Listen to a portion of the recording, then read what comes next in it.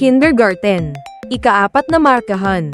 Ika-10 linggo. Pangangalaga sa ating kapaligiran. Mayroon tayong mga kailangang gawin kapag mayroong sakuna.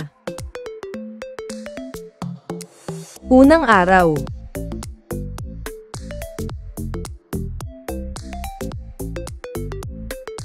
Mahalagang malaman natin ang dapat gawin kapag mayroong sunog.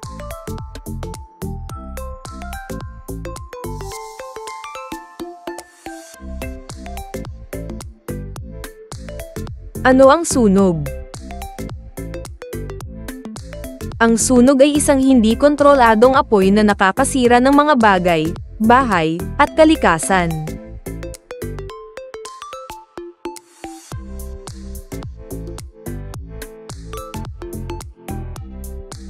Paano nangyayari ang sunog?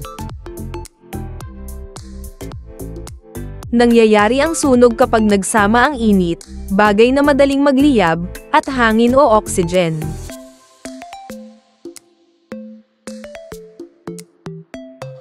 Ano ang nangyayari kapag mayroong sunog?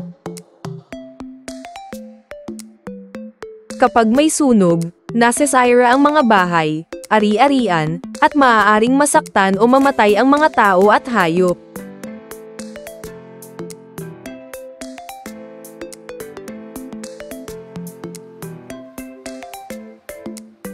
Ika-4 na markahan.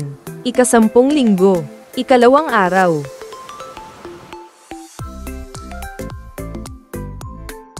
Mahalagang malaman natin ang dapat gawin kapag mayroong sunog.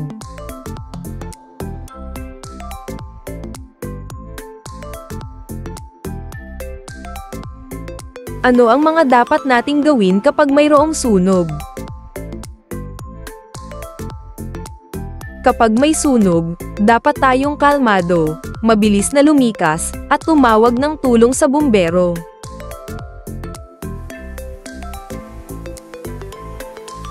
Paano tayo makakapaghanda sa mga ganitong pangyayari?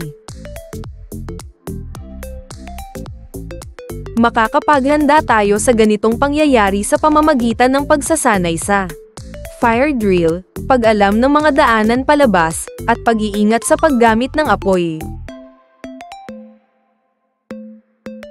Ang fire drill ay isang pagsasanay kung paano ligtas na lumikas mula sa isang lugar kapag may sunog. Pinapakita nito ang tamang mga hakbang at daan na dapat sundan para maiwasan ang panganib. Ang mga hakbang sa fire drill. Pagkilala sa signal. Pagkarinig ng alarm o sirena, agad na alamin na may sunog.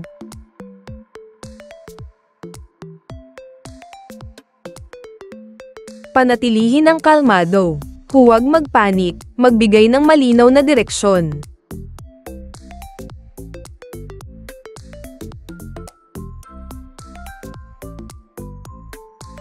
Lumikas ng maayos. Gamitin ang mga itinakdang daan papalabas ng building. Iwasan ang elevator. I-check ang mga kasama. Siguraduhing lahat ng tao ay nakalabas ng ligtas. Pumunta sa meeting area. Magtipon sa isang designated na lugar na malayo sa apoy para malaman kung sino ang nawawala.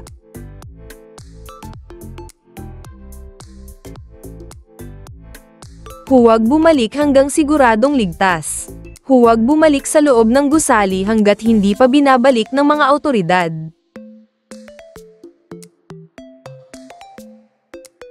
Ika-4 na markahan. Ika-10 linggo. Ikatlong araw. Mahalagang malaman natin ang dapat gawin kapag mayroong pagsabog ng bulkan.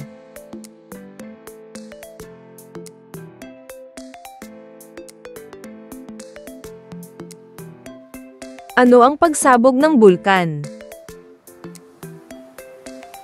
Ang pagsabog ng bulkan ay ang biglaang pagpapalabas ng init, gas, abo, at mga bato mula sa loob ng lupa. Ito ay nangyayari kapag ang magma o likidong bato mula sa ilalim ng lupa ay umaabot sa ibabaw at sumabog. Paano nangyayari ang pagsabog ng bulkan?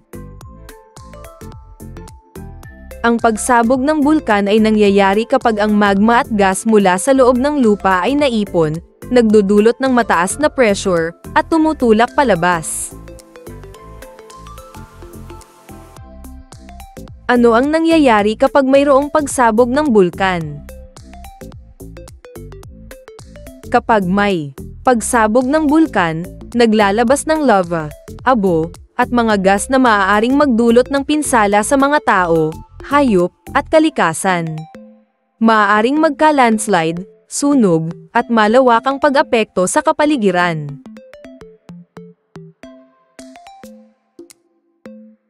Earthquake drill sa kinder classroom. Gawin ang dumapa, sumuklob, kumapit sa paaralan. Earthquake drill. Mga hakbang na dapat sundin upang maging ligtas sa panahon ng lindol.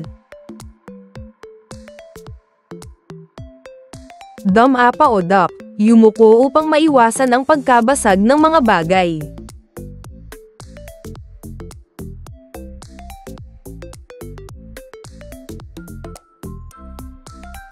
Sumuklob o cover. Magtago sa ilalim ng matibay na mesa o gamit, upang protektahan ang ulo at katawan mula sa mga debris.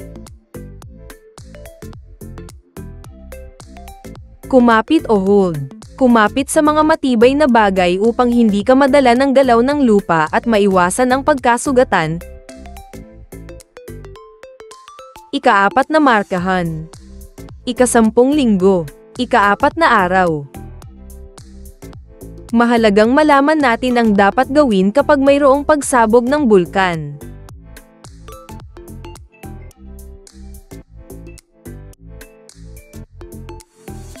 Ano ang mga dapat nating gawin kapag may pagsabog ng bulkan? Kapag may pagsabog ng bulkan, dapat lumayo sa bulkan at sundin ang mga evacuation order. 2.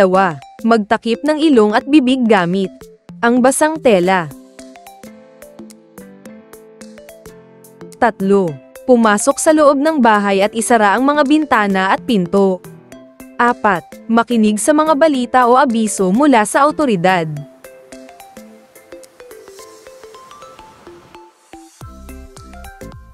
5. Iwasan ang mga lahar at pyroclastic flow.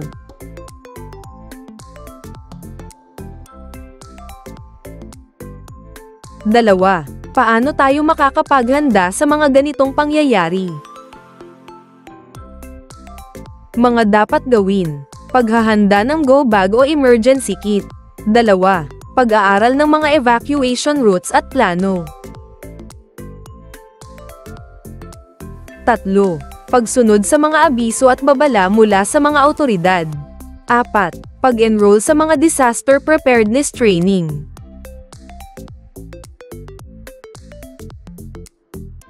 5. Pagtiyak ng kaligtasan ng mga bahay at ari-arian.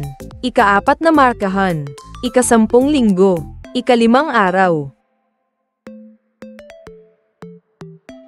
Kailangan nating maghanda para sa mga sakuna o mga hindi inaasahang pangyayari. Paano tayo makakapaghanda para sa mga sakuna o mga hindi inaasahang pangyayari?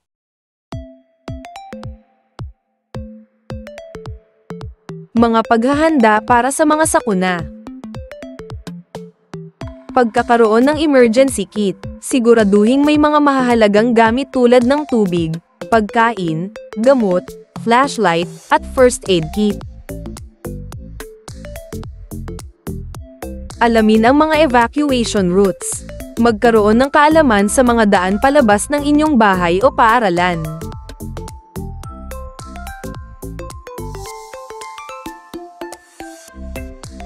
Magplano ng escape route ang pamilya.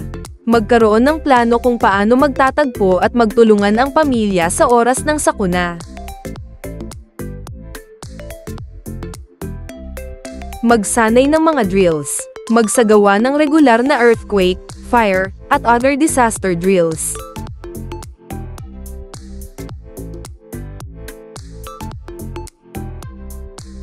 Makinig sa mga babala at anunsyo.